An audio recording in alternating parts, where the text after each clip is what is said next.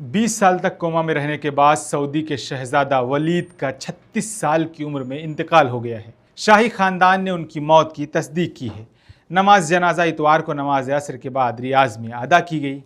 आपको बता दें कि 15 साल की उम्र में लंदन में एक खौफनाक कार हादसे के बाद कोमा में चले गए थे और यह हादसा 2005 में पेश आया था।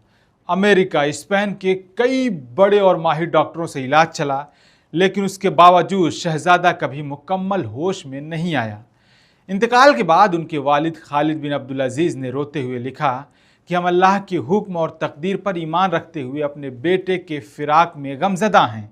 ऐ इत्मीनान वाली रूह, राज़ी होकर अपने रब की तरफ लौट जा और जन्नत में दाखिल हो जा। बाप की मोहब्बत देखिए, 20 साल तक अपने बेटे की देखभाल की और हर पल उनके साथ रहे, खिदमत की। अब बेटा बाप से जुदा हो गया है, मगर इस वफ़ा, सब्र और कुर्बानी को दुनिया कभी ना भुला पाएगी।